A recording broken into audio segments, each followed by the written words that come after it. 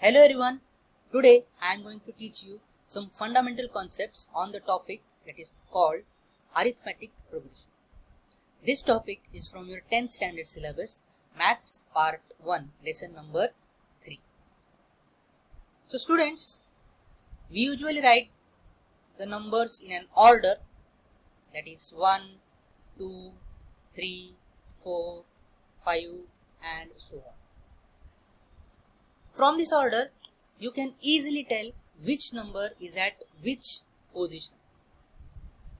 Like the number that is at the 10th position is 10. The number at the 50th position is 50. So we know which number is at which position. Similarly, we can always type some series like 1, 4, 9, 16, 25 and so on. So you can see this is a square series. That means square of 1, square of 2, square of 3, square of 4, square of 5 and so on. From this also you can say which number is at which position. That means the number that is at the 10th position is the square of 10, that is 100. So such a set of numbers that are arranged in such a manner that the position of each number is fixed. The position of each number is fixed. It is called as a sequence. It is called as a sequence. So we have understood that in a sequence, the position of each number is fixed and can be determined. Now, we can also write some numbers in an order like 1, 4, 7, 10, 13 and so on. In this series, you may observe that there is a fixed difference. There is a constant difference between the two consecutive terms. So from the first and second term, there is a difference of 3. Second and third term, there is a difference of 3. Third and fourth term also there is a difference of 3. And fourth and fifth term, there is also a difference of 3. So you can see there is a common difference between the two consecutive terms. Such a series where the difference between the two consecutive terms is fixed or constant, that series or that sequence is called as a arithmetic progression. So you have understood what is meant by arithmetic progression. That means there is a common difference between the two consecutive terms. That series is called as a arithmetic progression. We can see again some more examples on this arithmetic progression. 3, 6, 9, 12, 15, like this. Again some more terms, 10, 20, 30, 40, 50 and so on. Okay, so you can see some examples of arithmetic progression. In the first series you can see there is a common difference of 3. In the second series there is a common difference of 10. Now looking at this progression, can you tell me what will be the 100th term?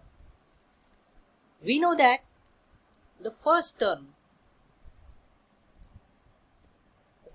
is 1, second term is 1 plus 3, okay, that is 4. Third term is 4 plus 3, that is equal to 7. That means there is a common difference of 3. We denote the common difference as D. So D is equal to 3 and your first term we denote as A, small a is equal to 1.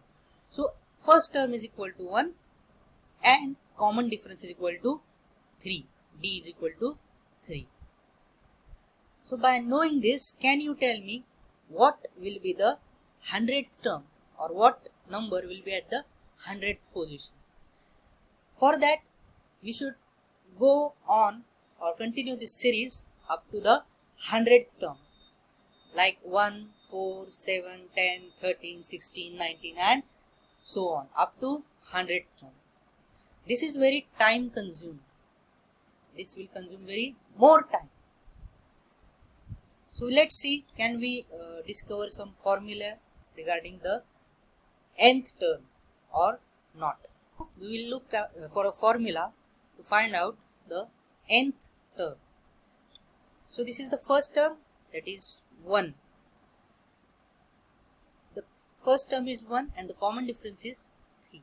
And we are going to relate the nth term with first term and the common difference. So 4 can be written as 1 plus 3 into 1. 1 plus 3 into 1. Okay.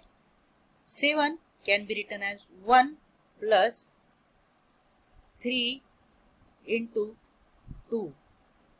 That is 1 plus 6. That is 7. 10 can be written as 1 plus 3 into 3. Understood this? Similarly, 13 can be written as 1 plus 3 into 4. Okay.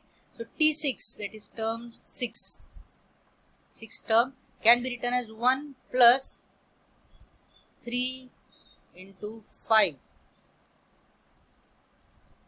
1 plus 3 into 5. So you can relate this. Just have a look at this simplification.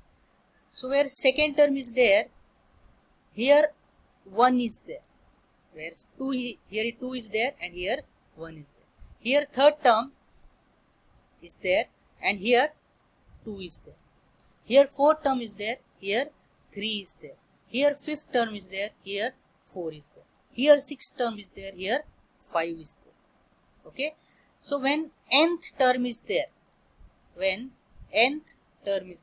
we can write as 1 plus 3 into, so where 6 was there, here 5 was there. That means 6 minus 1. So n, here n minus 1. 1 plus 3 into n minus 1. Okay. So in terms of A and D, we can write the Tn, that is the nth term. So A is 1. So instead of 1, we can write general formula as A plus 3 is D. A plus D into n minus 1. So this is the formula for nth term. That is Tn is equal to A plus D into n minus 1. Or you can also write A plus n minus 1 into D. So with this formula, if you know the first term and the common difference, you can easily find the nth term with this formula. Now we will try to find out some more terms by using this formula.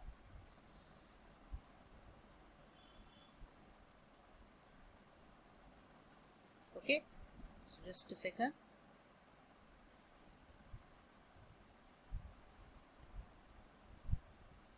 We'll take another example of a progression, say 5, 9, 13, 17 and so on. Now if we are asked of 50th term, that is T50. T50. 50th term, if we are asked, for this we should know what is the first term, that is A, and what is the common difference. So first term we can easily see that it is 5. First term we can easily see as 5. The common difference, that is D, is the difference between the two consecutive terms, that is T2 minus T1, that is equal to 9 minus 5 is equal to 4. So D is equal to 4. Now we know that A and D, we can easily find out T50. We can easily find out T50. So your T50 can be found out as A plus D into n minus 1. So T50 is equal to A is 5 plus D is 4 into n is again 50. 50 minus 1. So is equal to T50 is equal to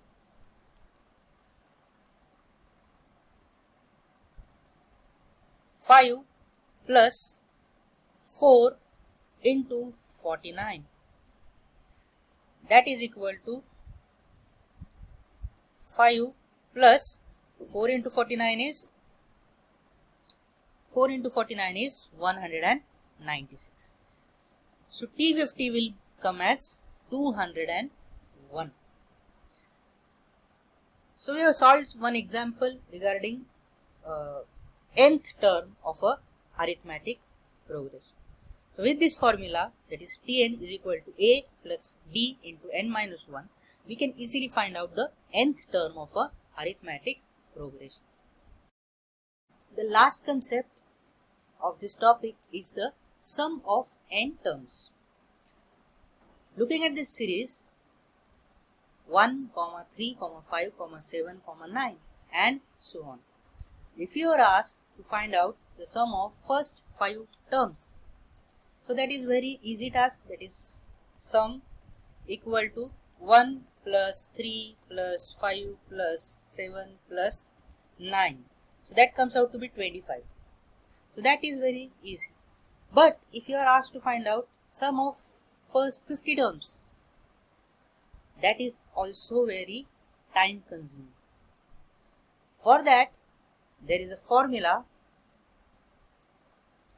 that is Sn, that is sum of n terms, first n terms.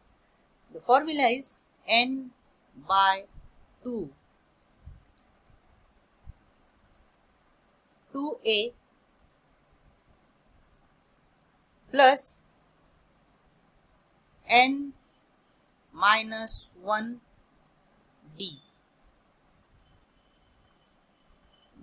So this is the formula for first n terms, sum of first n terms. That is n upon 2, 2a plus n minus 1 into bracket d. It is the formula for sum of first n terms. There is alternative formula if only first term and last term is given. Only first term and last term is given, then the formula is Sn is equal to n by 2. Up to here it is same. A plus L, A plus L. So this is the formula.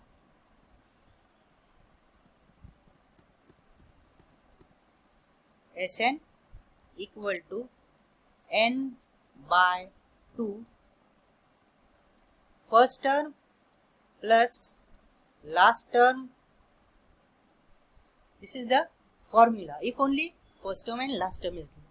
If first term is given and common difference is given, then you have to use this formula. Sn is equal to n upon 2, 2a plus n minus 1 into d. So by looking at this formula, and applying this formula to this problem. So if first term and common difference is given by using this formula, then we know that first term is a is equal to 1 and common difference is equal to 2. Common difference is equal to 2. Now by applying this formula,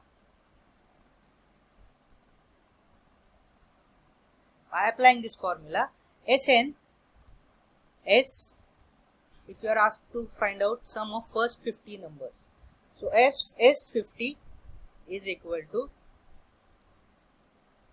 N is 50. Okay, N is 50 upon 2.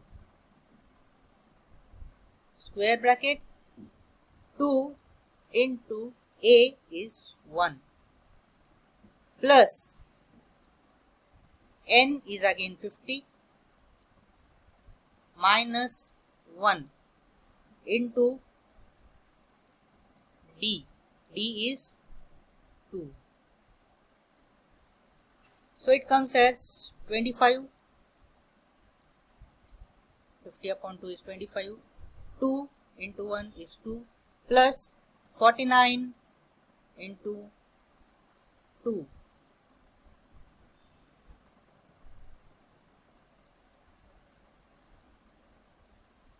So is equal to 25. 2 plus 49 into 2 is 98. So is equal to 25